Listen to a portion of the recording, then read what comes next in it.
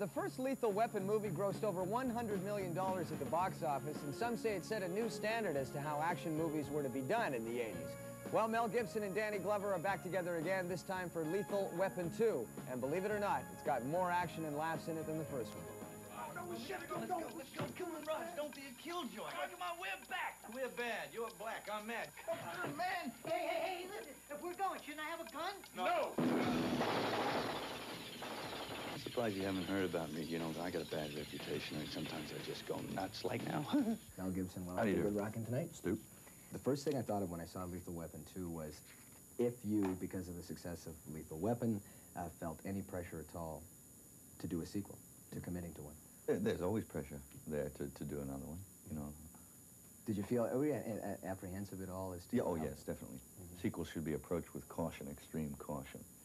Sequelitis is the current disease in Hollywood, and you think, oh, well, you know, let's sneak up on it, because if you just dash into it, the sequel tentacles will come out and strangle you and wrap around your neck and suck all your blood out, and then you'll fail and the sequel will stink. Yeah. And then there will not have been any point in ever embarking on the journey in the first place. But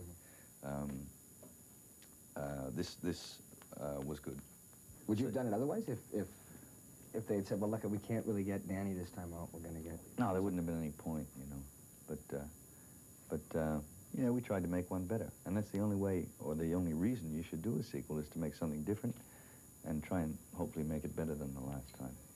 Eeny, meeny, miny.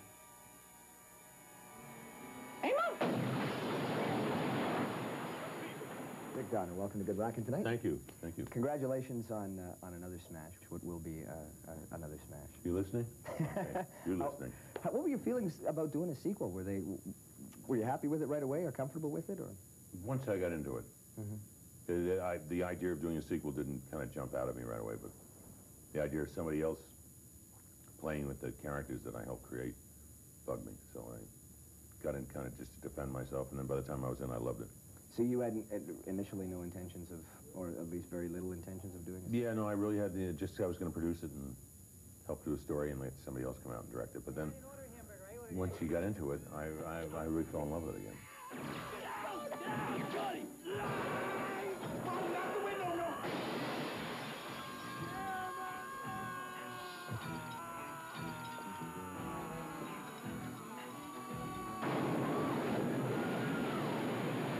First of all, when somebody asked you that, somebody said, Danny, you're doing Lethal Weapon 2, what was the first thing that went through your mind?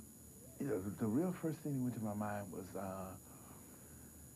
okay, how much they want to pay me? Who is? Police, open up. How do I know it's the police? After I shoot you through the door, you can examine the bullet. Open up. That was easy. Don't you want to see a badge? Don't do that again. Okay, let me see a badge. Shut up. Okay, I get it. Bad cop, good cop. Shut up. Okay. Bad cop. I got it. I know all those You routines. Leo Getz? Yes, sir. Yes, sir, that's me, Leo Getz. Whatever you need, Leo Getz. You get it? As a viewer, you actually do get the impression that there is a growth period. There is an actual 2-year period where they've had time to hang out together. Oh, yeah, they pick on each other like they're really bugged with each other's habits and stuff. But luckily, they get another member to pick on. They add another character and they pick on him. Now, Joe Pesci, how important was his role? Oh, very. Yeah, he was important for our characters to have that character there, and it was important for him to be good, which he was. And he was very funny. Oh, yeah. And I had a lot of fun working with Joe. I have this problem, this very delicate matter. I have a friend of mine who wants to emigrate to South Africa. Yes, of course. I can certainly help him do that. Oh, sure. But I want you to talk him out of it. Talk him out of it? Yeah. Whatever for? Well, you see, this is such a bad time for him to go to South Africa. I mean, with all the trouble and everything, okay? Oh, look, why don't you ask your friend to come back later in the week? We can sit down. No, he's here. He's here. He's here? Yeah, he's here now. Where? Alphonse. I met the head of casting at Warner Brothers, Marion Dougherty, in London for another movie, which I was too young for, and she came back to the States, and I was there with the group for 4 days. We're doing some promotion, and she called me up and said, listen, I'd like you to come out to Warner Brothers. We're doing this movie, Lethal Weapon. And I hadn't heard about it. I didn't know who was in it. I didn't know anything about it. I hadn't seen the first one. So I went to Warner Brothers, and she explained the role, and it was Mel Gibson that was in it. And so then she said, well, listen, come with me. And she took me into a room, and there was Richard Donner sitting there, the director, Joel Silver, the producer, and Mel Gibson. And I mean, I couldn't believe it was Mel Gibson sitting there. So I thought, well, there's no way on earth I'm going to get this part. So I was a bit nervous, but I just didn't, I relaxed, you know. I just sat and had nothing to lose, so I chatted to them. And then they said, okay, will you read a scene with Mel? So we read a scene together. And I was literally in there about half an hour, and then they said to me, well, you know, you've got the part. Well, either you got a rabbit at home or that's your dinner. It's mine. Yeah? Shop one day at a time, do you? Good police work, officer. Well, yeah, I get paid for that sort of thing. Oh, there's no point shopping for the entire week. No? Why not? I never know what I'll be hungry for from one day to the next. There was, the bathroom scene comes to mind right away, and a real closeness that you see that you don't see in action films anywhere, in cop and cop, in either rough guy or nice guy or whatever they are. You don't see that. Can you describe that scene for me? What that was like for you? Someone comes in who's not a part of your family, and especially when you're sitting on there taking a crap, that sees you with your pants down, you know. I mean, that's a very embarrassing situation. It's funny in a sense. Then I think a little bit more the fear comes in, the recognition that the possibility that I'm going to die.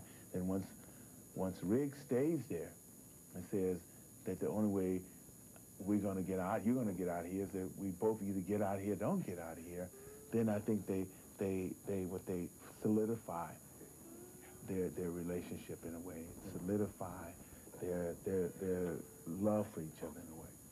On three. 1, 2, 3.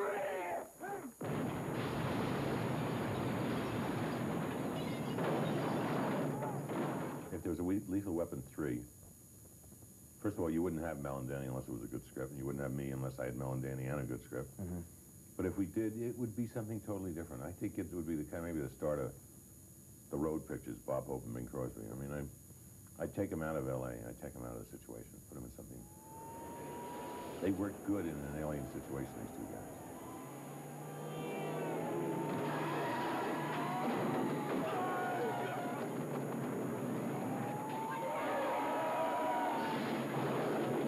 Great movie. And we'll have a Lethal Weapon trivia contest and an interview with Skid Row later tonight. But up next, we talk with New Kids on the Block. Stay put. Opening across Canada on February 2nd is a new action-adventure comedy movie from Paramount Pictures called Flashback, starring Dennis Hopper and Kiefer Sutherland. And when Paramount invited us to talk to the stars, we asked Jennifer Lyle to do the honors for Good Rockin'. I went and slipped some acid in your mineral water. What did you say? Hey, don't you worry. I'm not going to let you trip alone. I dropped a couple of tabs myself. Oh, it's cute, isn't it? You know who you look like?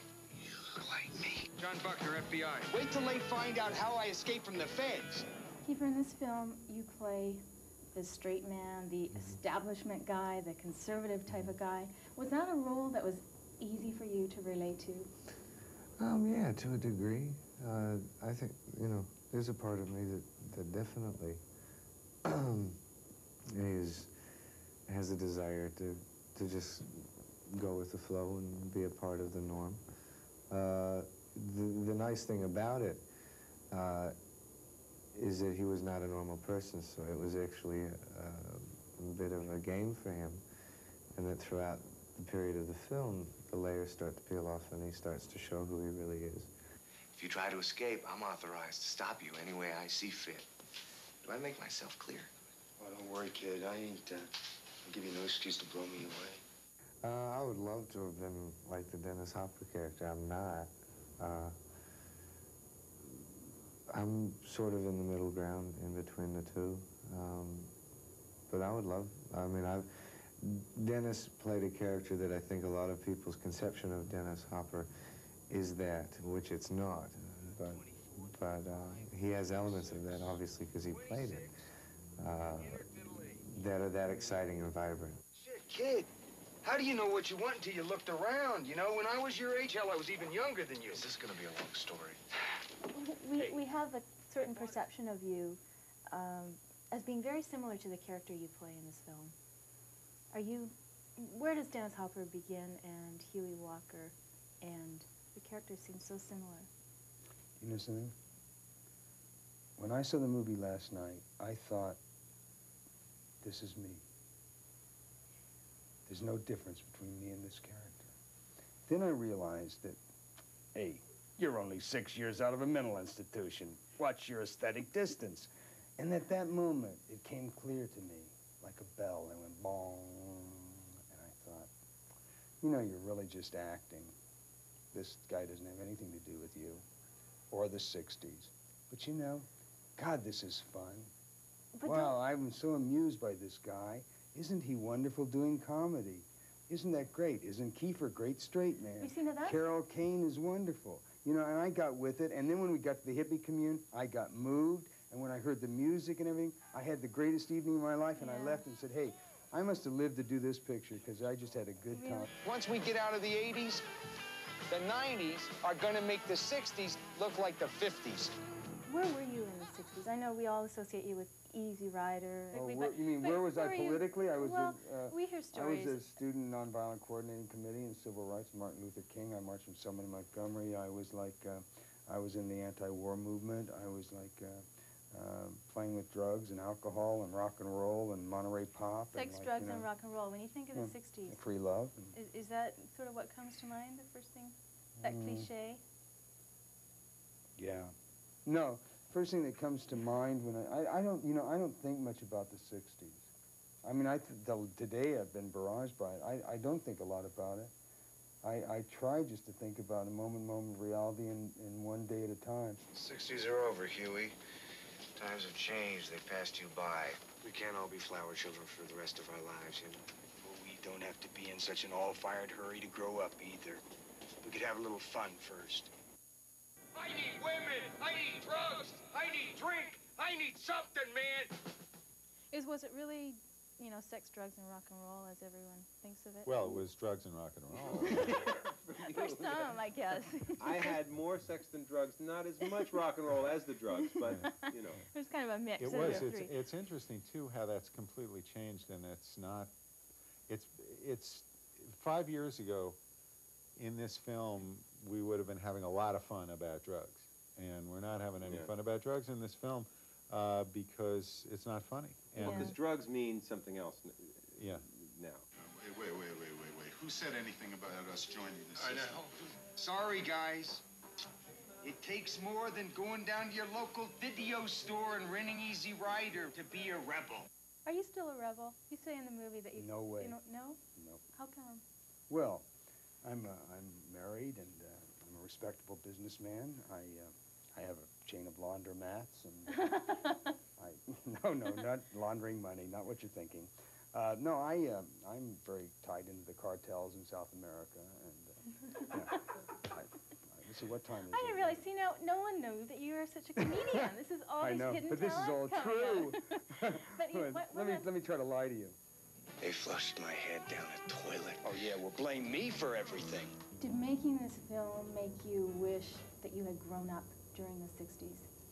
No, I'm really happy with my life the way it is right now. I do subscribe to the values and the ideals that came out of the 60s, and I think that they're tapering off to a large degree now, and I hope that this film, at least for 2 hours, for anybody who sees it, it will reiterate those values. Want to win a movie soundtrack, a flashback from us? Then answer me this easy question. In what movie did Dennis Hopper make his directorial debut? We'll repeat the address a little later on tonight. Next, it's the Doobie Brothers.